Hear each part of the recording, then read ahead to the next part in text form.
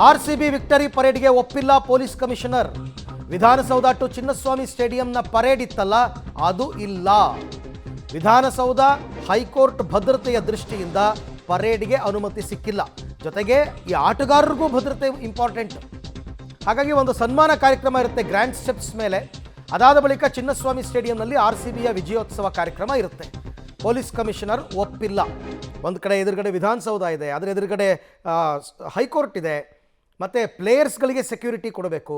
ಮತ್ತು ಜನ ನಿಮಗೇನು ಗೊತ್ತಾ, ಸೇರಿರ್ತಕ್ಕಂಥ ಜನ ಅಲ್ಲಲ್ಲೇ ಕೂತಿರಲ್ಲ, ಅವರು ಪರೇಡ್ ಜೊತೆಗೆ ಮೂವ್ ಆಗಿಬಿಡ್ತಾರೆ. ನಿಮಗೆ 1 ಕಿಲೋಮೀಟ್ರ್ ಸೇರಿರೋ ಜನ ಎಲ್ಲ ಮೂವ್ ಆಗಿಬಿಟ್ರೆ ಹೆಂಗೆ ವೆಹಿಕಲ್ಲೇ ಮೂವ್ ಆಗಲ್ಲ.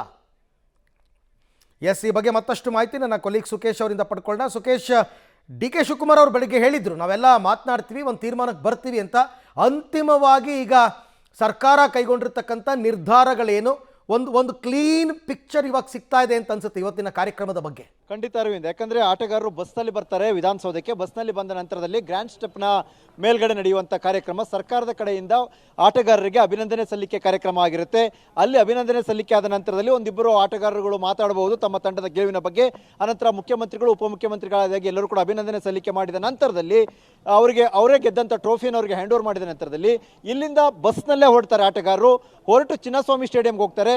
ಅಲ್ಲಿ ಆ ನಂತರ ವಿಜಯೋತ್ಸವ ಸೆಲೆಬ್ರೇಷನ್ ಇರುತ್ತೆ. ಆದರೆ ಇಲ್ಲಿಂದ ಮೊದಲು ಮೆರವಣಿಗೆಯಲ್ಲಿ ಕರೆದೊಯ್ಯುವುದು ಅನ್ನುವಂಥದ್ರ ಬಗ್ಗೆ ಸಾಕಷ್ಟು ಚರ್ಚೆ ಆಗಿತ್ತು. ಇದುವರೆಗೂ ಕೂಡ ಪೊಲೀಸ್ ಇಲಾಖೆ ಅದಕ್ಕೆ ಅನುಮತಿಯನ್ನು ಕೊಟ್ಟಿಲ್ಲ. ಯಾಕಂದರೆ ಸೆಕ್ಯೂರಿಟಿ ಸಮಸ್ಯೆ ಆಗುತ್ತೆ ಅನ್ನುವಂಥ ಕಾರಣಕ್ಕಾಗಿ ಮೆರವಣಿಗೆ ಬೇಡ ಅನ್ನುವಂಥ ಸೂಚನೆಯನ್ನು ಕೊಟ್ಟಿದ್ರು. ಹಾಗಾಗಿ ಮೆರವಣಿಗೆಗೆ ಅವಕಾಶ ಇಲ್ಲ ಇದುವರೆಗೂ ಕೂಡ. ಈಗಾಗಲೇ ಅದನ್ನು ಗೃಹ ಸಚಿವರು ಕೂಡ ಅಧಿಕೃತವಾಗಿ ಘೋಷಣೆಯನ್ನು ಕೂಡ ಮಾಡಿದ್ದಾರೆ. ಹಾಗಾಗಿ ಆಟಗಾರರು ಬಸ್ನಲ್ಲೇ ಹೋಗ್ತಾರೆ ಇಲ್ಲಿಂದ ಅನ್ನುವಂಥದ್ದು. ಇಲ್ಲಿ ನಡೆಯುವಂಥದ್ದು ಸರ್ಕಾರದ ಕಾರ್ಯಕ್ರಮ. ಅಲ್ಲಿ ನಡೆಯುವ ಅಂದರೆ ಏನು ಚಿನ್ನಸ್ವಾಮಿ ಸ್ಟೇಡಿಯಂನಲ್ಲಿ ನಡೆಯುವಂಥದ್ದು KCA ವತಿಯಿಂದ ಆಯೋಜನೆ ಮಾಡಿರುವಂಥ ಕಾರ್ಯಕ್ರಮ. ಸರ್ಕಾರದ ವತಿಯಿಂದ RCB ತಂಡಕ್ಕೆ ಈ ಬಾರಿ ಚೊಚ್ಚಲ ಕಪ್ಪನ್ನು ಗೆದ್ದಂಥ ತಂಡಕ್ಕೆ ಒಂದು ರೀತಿ ಅಭಿನಂದನೆ ಸಲ್ಲಿಕೆ ಮಾಡುವಂಥ ಕಾರ್ಯಕ್ರಮ ಅಷ್ಟೇ ಇಲ್ಲ ಆಗಿರುತ್ತೆ. ಉಳಿದಂತಹ ವಿಜಯೋತ್ಸವದ ಎಲ್ಲ ಕಾರ್ಯಕ್ರಮಗಳು ಕೂಡ ಕ್ರೀಡಾಂಗಣದಲ್ಲಿ ನಡೆಯುತ್ತೆ. ಹಾಗಾಗಿ ಇಲ್ಲಿಂದ ಮೆರವಣಿಗೆ ಅನ್ನುವಂಥ ಲೆಕ್ಕಾಚಾರ ಇತ್ತು, ಅದನ್ನು ಸಂಪೂರ್ಣವಾಗಿ ಇಲ್ಲ ಅನ್ನುವಂಥ ತೀರ್ಮಾನಕ್ಕೆ ಆಗಲೇ ಬಂದಿದ್ದಾರೆ ಅರವಿಂದ್. ರೈಟ್ ಸುಖೇಶ್, ಹಾಗೆ ಸಂಪರ್ಕದಲ್ಲಿರಿ.